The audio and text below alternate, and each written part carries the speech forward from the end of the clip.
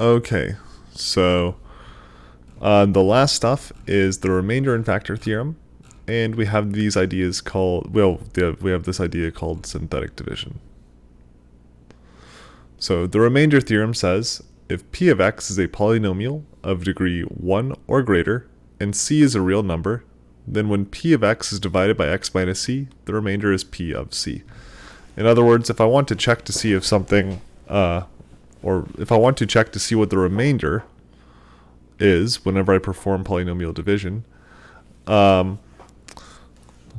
let's say, for instance, if I wanted to check the remainder for whenever I divide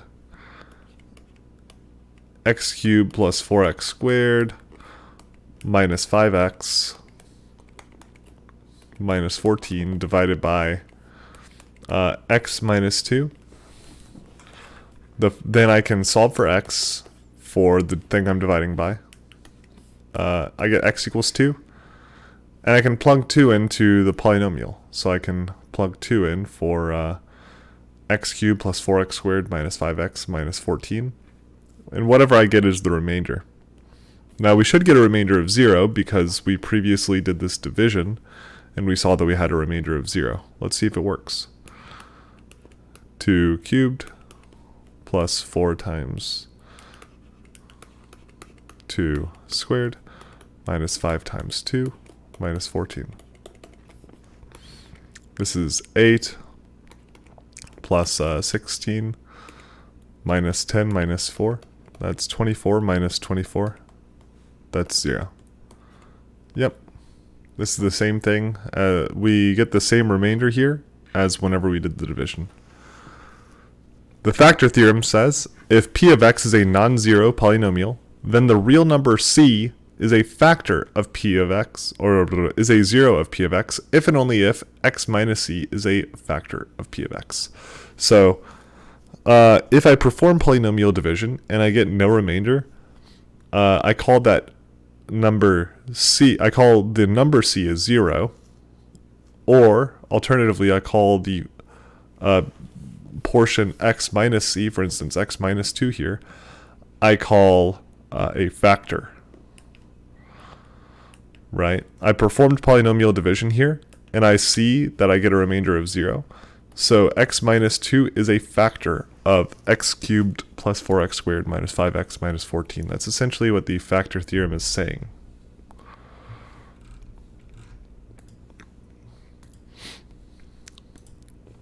Now, if I divide by a linear binomial, I can't always do this. If I divide by a quadratic, I can't use this method we're about to look at here. But there are certain times when I can use a faster method of polynomial division that we call synthetic division. So in order to get familiar with it, let's just kind of jump into an example of it. Let's look at the same polynomial that we started with. Let's look at the same problem that we started with. So the first thing I want to do is I want to solve for x in the thing I'm dividing by here. So I want to take x minus 2 equals 0 and solve for x. I get x equals 2. This number goes in a box. Then I take the coefficients of this polynomial. The coefficient of x cubed is 1. The coefficient of 4x squared is 4. The coefficient of minus 5x is negative 5. And that last constant term is negative 14. And I just write them here without any of the variables. And I draw a line down here. The first number here comes straight down. So I have a 1 underneath this line. I then take the number underneath the line and I multiply it by the number in the box. So I do 1 times 2. 1 times 2 is 2. And I write that underneath the next number above the line. And then this whole time I'm adding straight down. 4 plus 2 is 6. 6 times 2 is 12. Negative 5 plus 12 is 7. 7 times 2 is 14. Negative 14 plus 14 is 0. And I box this last number off because this last number is my remainder. This last number will always be my remainder. The numbers I have underneath the line are the coefficients of the polynomial that I get as a result of the division. Notice here, I started with a cubic, so this is going to be a quadratic. So these numbers really represent x squared plus 6x plus 7, which is exactly what we got whenever we did long division here. Let's look at a few more examples, because this method is very fast. Use synthetic division to divide 5x cubed minus 2x squared plus 1 by x minus 3. Okay, so I take the thing I'm dividing by, set it equal to 0, and I solve. I get x equals 3. 3 goes in the box. Then I take the coefficients of my polynomial, 5, negative 2. Notice I'm missing an x to the first term, so I still have to have a 0 for it in synthetic division as well. The 5 comes straight down. 5 times 3 is 15. Negative 2 plus 15. Remember, every operation here is addition, straight down. Negative 2 plus 15 is 13. 13 times 3, 39. 0 plus 39 is 39. 39 times 3 is 117. And 1 plus 117 is 118. My remainder here is 118.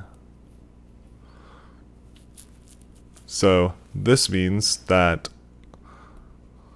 5x cubed minus 2x squared plus 1 divided by x minus 3 is 5x squared plus 13x plus 39 plus 118 divided by x minus 3. Notice that the fact that I got a remainder that was not 0 means that x minus 3 is not a factor of 5x cubed minus 2x squared plus 1. Not a factor.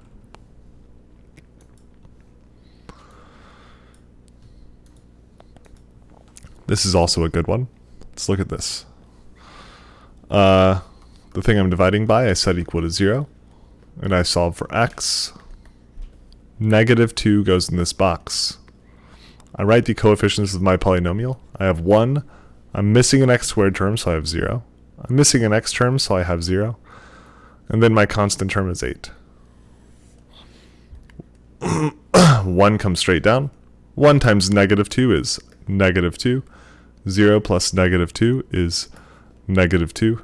Negative 2 times negative 2 is positive 4. 0 plus 4 is 4. 4 times negative 2 is negative 8. 8 plus negative 8 is 0. I get a remainder of 0. So this is x squared minus 2x plus 4. So I would say that x plus 2 is a factor of x cubed plus 8.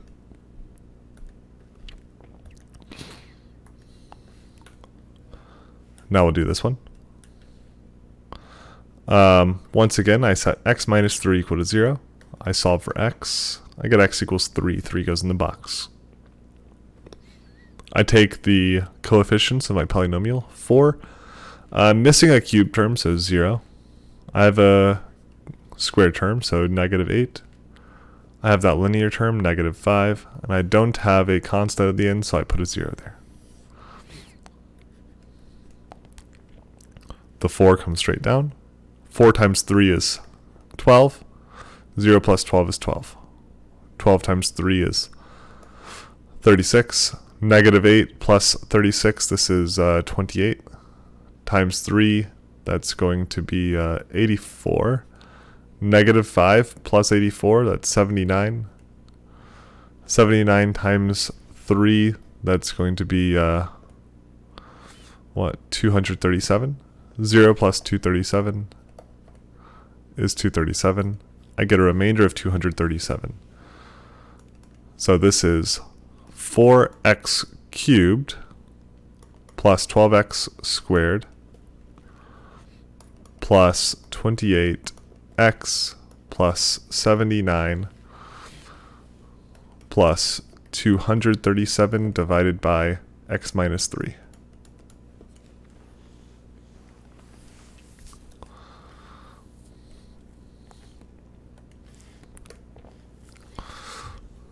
And now let's look at this problem to close out section 3.4. The polynomial p of x equals 4x to the fourth minus 4x cubed minus 11x squared plus 12x minus 3 has a horizontal intercept at x equals 1/2 with multiplicity 2. Find the other intercepts of p of x. So the idea here is I have to divide by this root twice because it has multiplicity 2, meaning it occurs twice.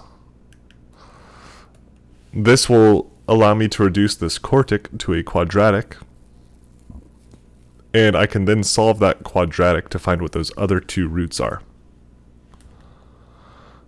So I can use synthetic division. They've already solved for x here, so I have 1/2 in the box.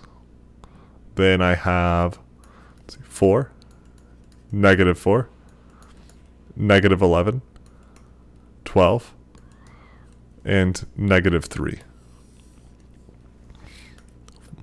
This 4 comes straight down. 4 times 1/2 is 2. Negative 4 plus 2 is negative 2.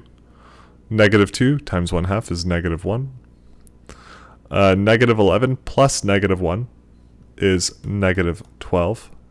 Negative 12 times 1/2 is negative 6. 12 plus negative 6 is 6. 6 times 1/2 is 3. Negative 3 plus 3 is 0. I get a remainder of 0. Now I have to do the same polynomial division again, but on this new polynomial. 4 minus 2 minus 12, because I know that x equals 1/2 has multiplicity 2, so it'll occur one more time. I can divide by it one more time. The 4 comes straight down. 4 times 1/2 is 2. Negative 2 plus 2 is 0. 0 times 1/2 is 0. Negative 12 plus 0 is negative 12. Negative 12 times 1/2 is negative 6. 6 plus negative 6 is 0. I get a remainder of 0 here. And this represents 4x squared minus 12. So all I have to do is set this thing equal to 0 and solve to find the other intercepts. Whenever I add 12 to both sides, I get 4x squared equals 12. I divide both sides by 4 to get x squared equals 3. I take the square root of both sides, and I get x is plus or minus 3. And these are my other intercepts. Because x equals 1/2 had multiplicity 2,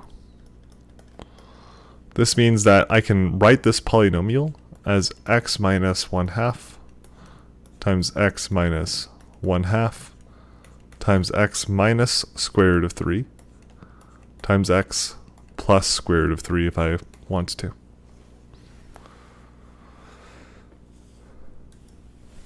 And this will be it for section 3.4.